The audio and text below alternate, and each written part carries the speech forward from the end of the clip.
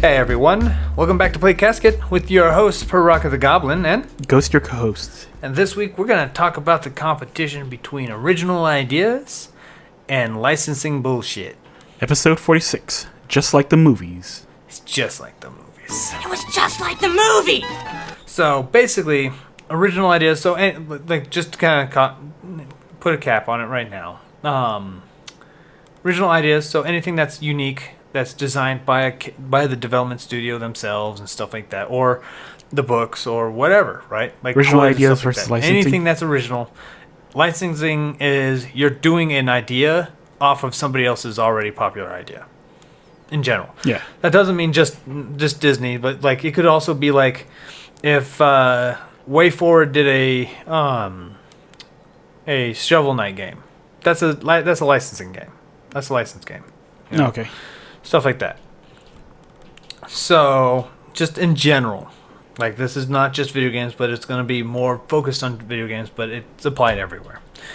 But what do you see as the greatest differences between them for you? Like just in general, what are the main characteristics that you see often when you look at an original idea and you look at a licensed game? Like, crap, it's like so vague. Well, it has to be vague. Okay, well, basically, build off on it. That's what a podcast is for. I guess for why licensing is really, really nice is because it allows you to add on to what's already there. It keeps people from like encroaching on your IPs and stuff like that too. So it protects the creator. It keeps ideas original, which is one thing I kind of want to emphasize on too. On top of like copyright and all that fun mumbo jumbo bullshit, but okay. So for me, like when I look at original ideas and stuff like that, I often get the idea that they're going to be very light, especially new ideas, right? Like I just experienced, I'm going to experience a very light, pretty simple idea, you know. And for instance, for Shovel Knight, it wasn't going to be very deep, but it was something I like original ideas, and we're going to break down as to why I really like them far more than licensing, even though there is positives to licensing. We're not just going to, this isn't just let's take a big old doo-doo on licensing, which overall I'm okay with, but there is room for it. yeah. For specific reasons, but not for the final product, basically. But when I see licensing games, because of all the stuff I've experienced, I'm not gonna have a good time. Yeah. We just literally did a thing a bit ago on a live reaction, right? Of just a company that's pride on licensed games, and they said they want to make and change the stigma of it. And even the stuff they showed that still has the stigma, because the moment I see it, I'm like, oh, this is going to be bad. Now, it looks better than what you would expect usually, but it's still bad. So, Well, one thing that I do kind of feel bad for them, too, is you are very limited to what the creators want you to do. yeah, So- that's very true. So, like, what is it, Kingdom Hearts? You're not allowed to punch and kick. Yeah, we actually talked about it a couple of times, even in the Smash Brothers thing too, because licensing with Disney is a pain in the ass. Yeah. Genuinely pain in the ass. Especially for stuff like Sora that mixes a lot of their aged-old characters and stuff. There's particular things you're not allowed to do, even in the presence of some characters. Yeah. You know. So I'm pretty sure we would get really, really cool licensed games, but we got this super cool idea that we could do for a Mickey game, and then Disney's just like, no. well, we can't have Mickey with a chainsaw, and we can't have Mickey get hit. We can't have Mickey. Yes. Yeah. Basically. Meanwhile, there's Universal Studios. They're like, can we add an exploding crossbow to the Rock's character in the Jumanji game? Sure. That's a hilarious game to play when you want just some cringe licensing. But that just kind of goes a good segue as far as all the kinds of differences. What are the stark differences you start really understanding? What do you notice a lot between original ideas and licensed games? Like, what's the stuff you notice on a common basis? Like, sorry. like when you play a licensed game, Uh-huh. right? I'll use an example to stuff. Like, original ideas have a lot more flexibility. Mm-hmm. Okay, when an original idea needs a little bit more love, they will delay it a month or two or three or four. Like they know, like Yeah. whatever in their budget, right?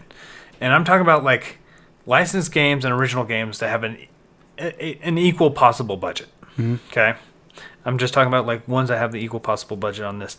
And whereas licensing, like, it kind of serves as a double-edged sword. You can't delay things. Especially when it's stuff that's like based off a movie that's coming out. You can't delay that game, right? So you got to push it out. However, because everyone expects it to be crappy, when it is crappy, no one really says shit about it. So for like a lot of you who are wanting to get into video games or get into video game development stuff and like want to kind of work with a company first, work with one of the companies that do like licensed games. Yeah. Because you will not only get the experience of what the crunch really means, but at the same time, like if you mess up, a lot of people are going to.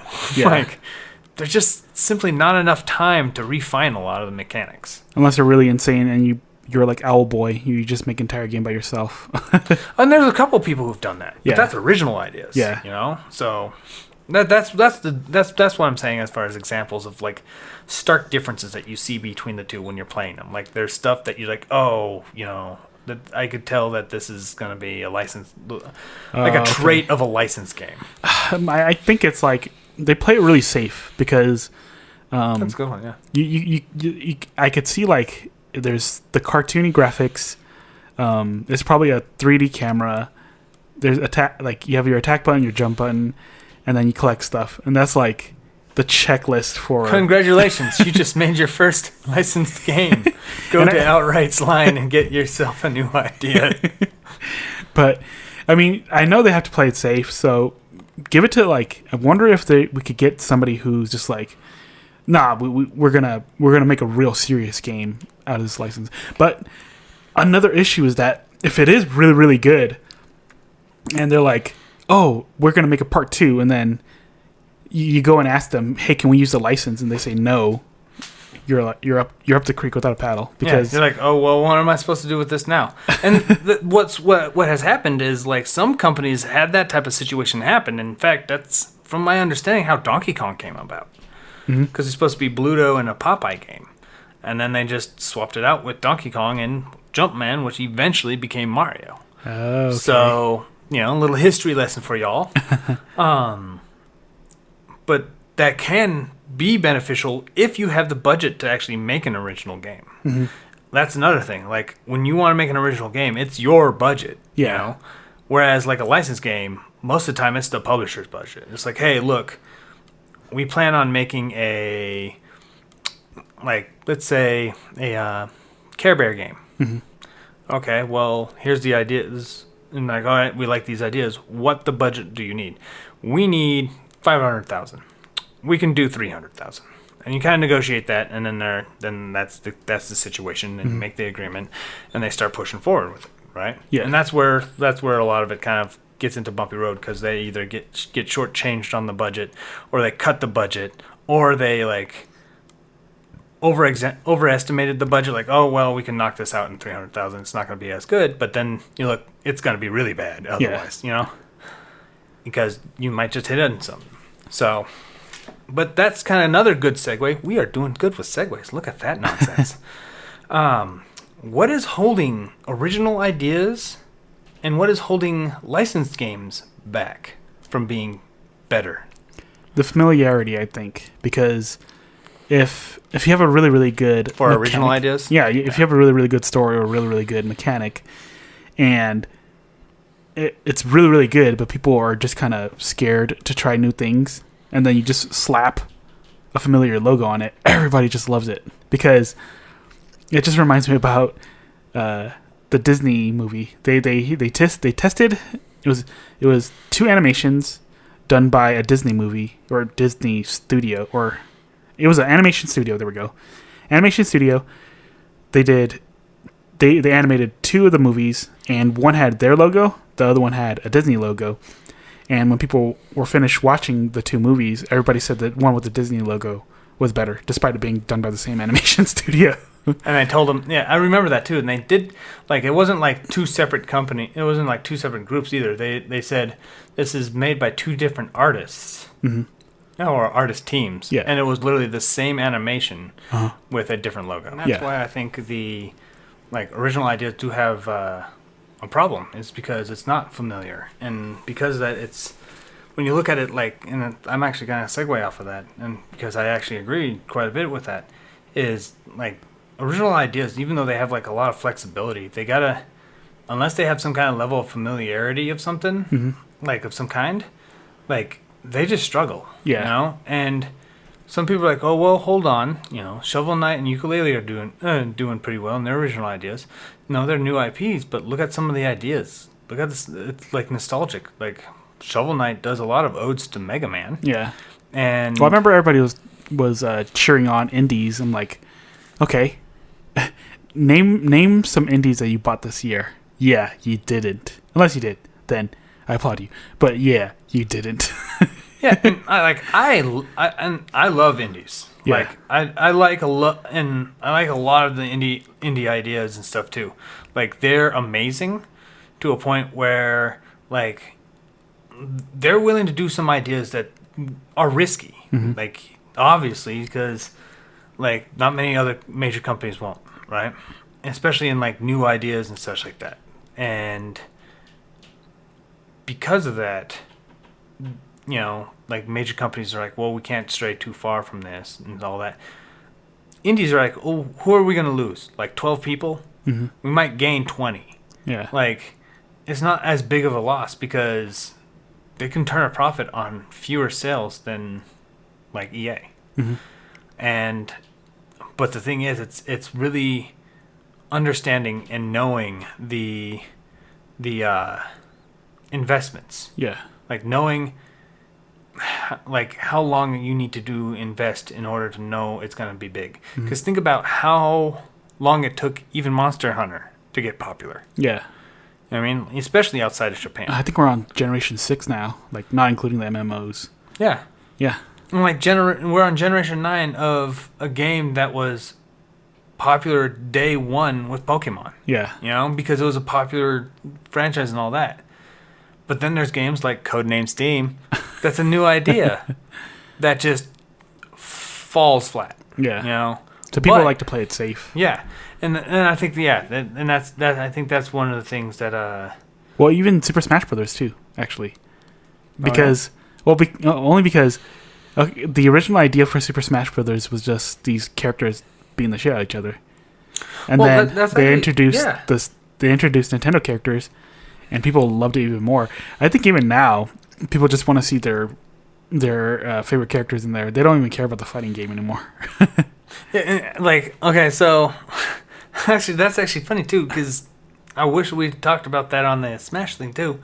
I had friends that used to like make characters that would try to fight people in Smash Brothers and stuff when Brawl was around, when Brawl was at the peak and stuff, and people were just all crazy about it. Now, and I think that's just hilarious. And even though you're right about that, at the same time, Smash Brothers wasn't the first platform fighter.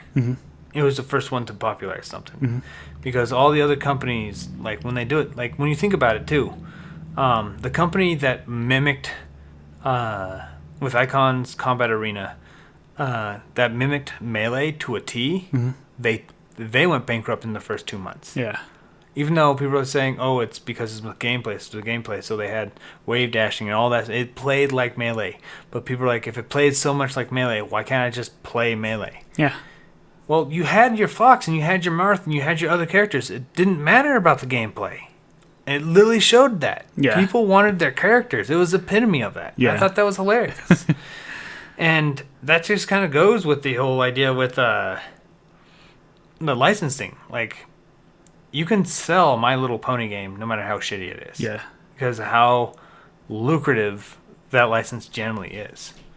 You know, like they just made a third-person shooter Jumanji game with exploding crossbows and stuff like that. None of that was in the movies, Yeah.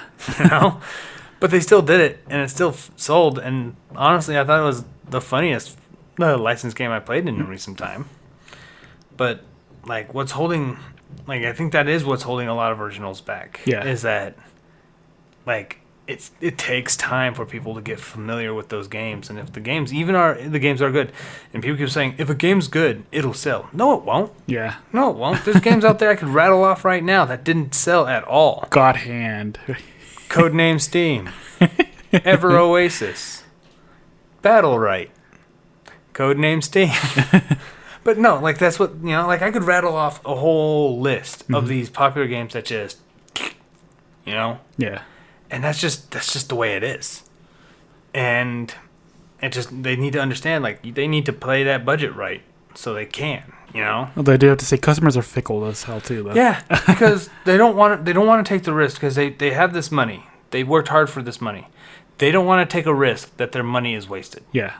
That's simple as that. Yeah. And it goes for movies, it goes for books, it goes for video games, it goes for food, it goes for, like, experiences. Nobody wants to go to a haunted bus tour if they didn't already know that would be fun. Yeah. You know what I mean? Like, others out there are like, that sounds dope. That's probably because you've gone on a different type of bus tour, or you've gone on a different type of haunted tour. Yeah. And you just associate the two, and you're like, oh, you know what? I'm down with that, But yeah. But what is holding licensed games back?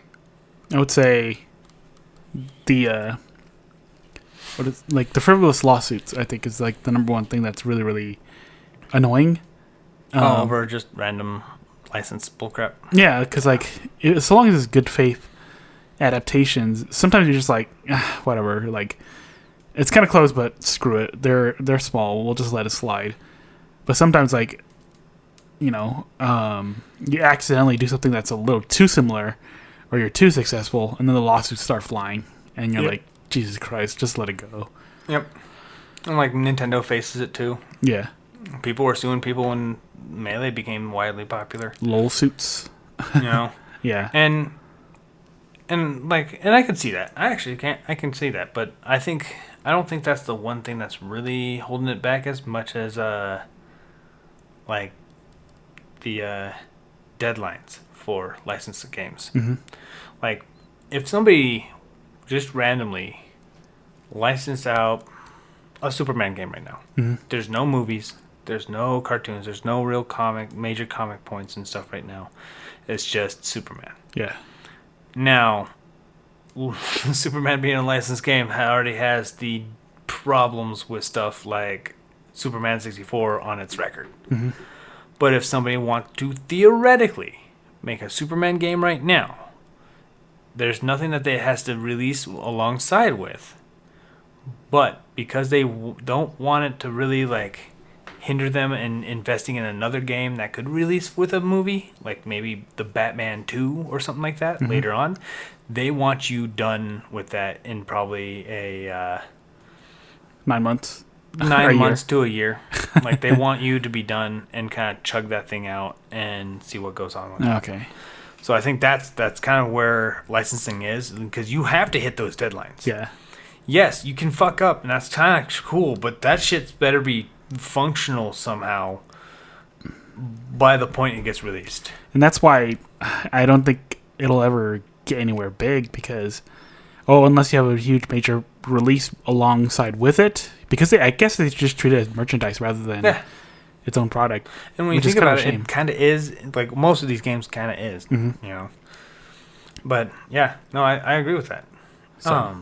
But yeah, it's like it has to hit hard deadlines because they need other shit being churned out, and so that leads us to our final section. Then, what do you feel about the future of original ideas and licensing games? Like, what are you thinking and predicting and hoping for in the future from this?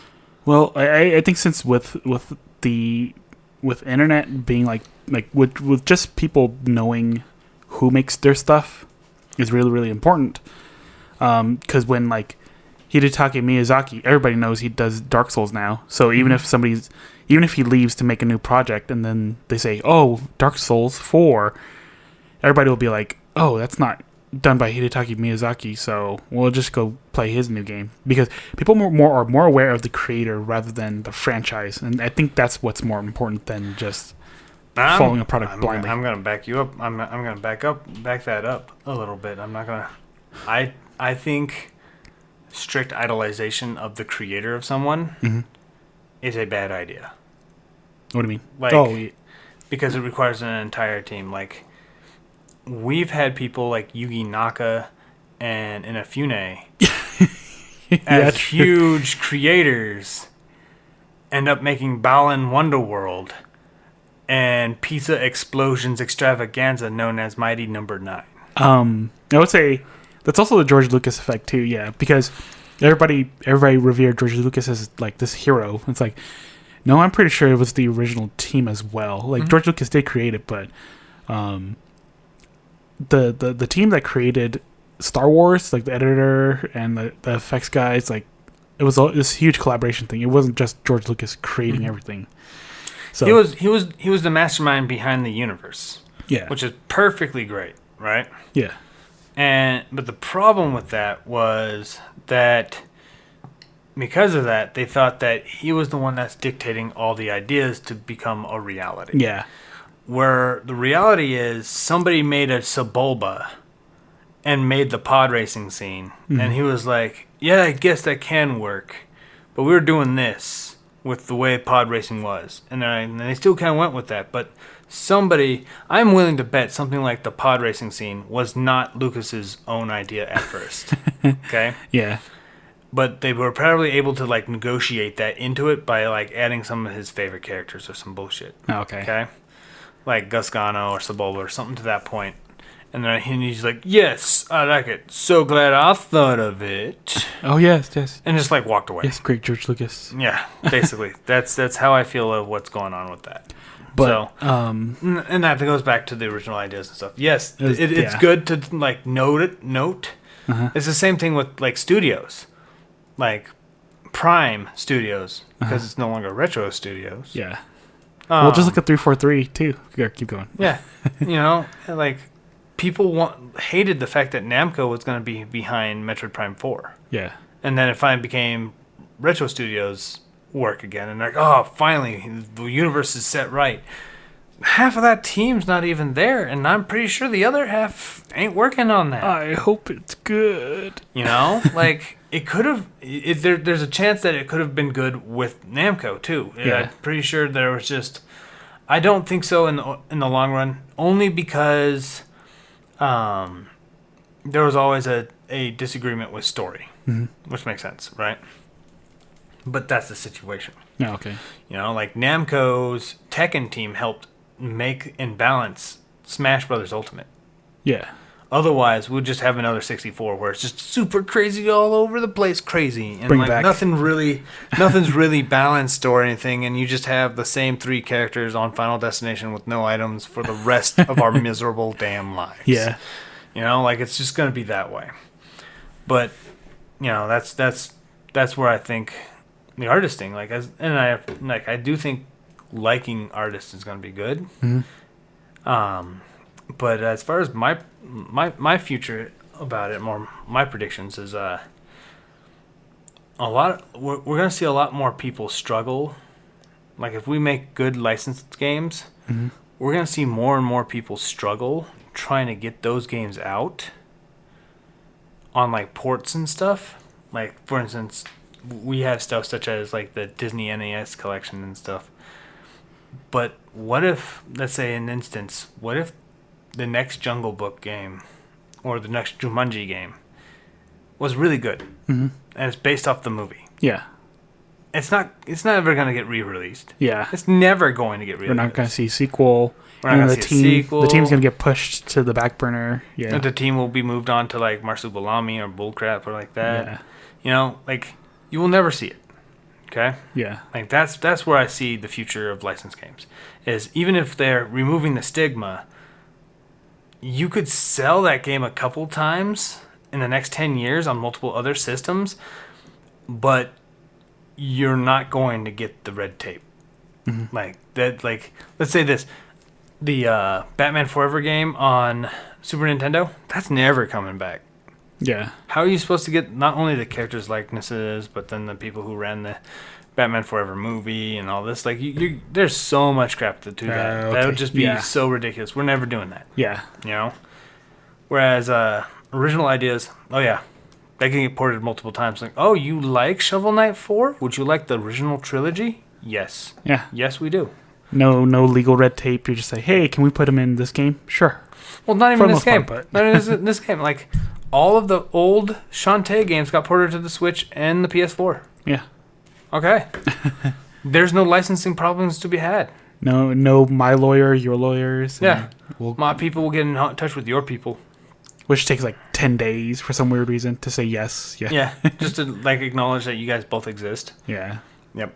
But is there anything that you predict with the licensed games in the future? I think it'll still be all the same. Maybe stuff will get better because it has been getting like decent at least. Because at least we're not getting like games that are so broken and bad that you can't beat them. Yeah, they are more aware that this is something we create that should be good at the very least. So I think a part of that is actually because the atmosphere around video games is just more natural. There's actually several games. There's a channel called Re-Res that does games that are called Just Bad Games. And they cover a lot of games like companies that are like when they first announce certain things, they're like, oh yeah, this game is developed by so-and-so Soft, which does familiarity with this and this. There was games out there that was only made by one team and it was only one game, and they were used to just doing screensavers before. Like these companies that were like trying to capitalize on digital entertainment like video games was literally asking like these weird design philosophy like designers and stuff like that to make video games, and they have no idea how to do them.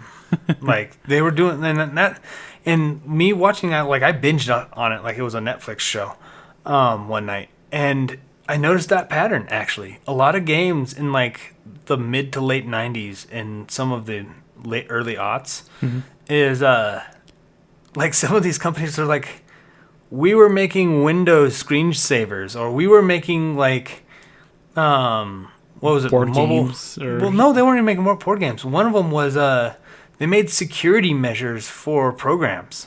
Oh, okay. And then they're like, make a video game. And I'm like, what? Like, That's hilarious. and then there's other companies out there that like just blew their whole wad on developing just rapid fire garbage. Like I want to cover it too, but I think DDI has been covered to ad nauseum how bad their games were. Like bad games.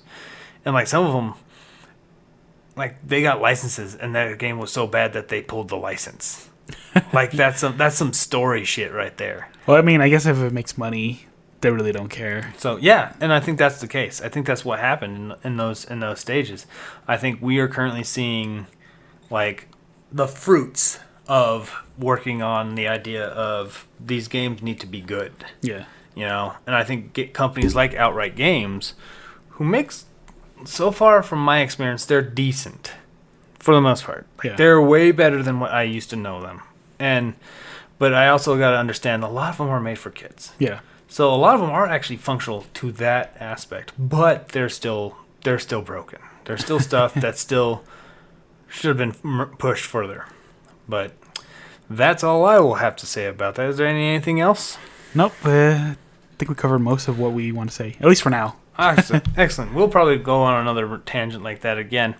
I would like to thank all of y'all who got to the end of this podcast for listening. And if you like our content, don't forget to hit like on your way out. And if you wish to help our channel out, feel free to subscribe and share it with your friends. And we will see you on the other side. Hey everyone, this is Paraka. And Ghost. I would like to say thank you for listening to our podcast. If you like our content, give us a thumbs up. Subscribe and share our video with your friends. You can also follow and support us on other social media such as Minds and Rumble. Links in the description below.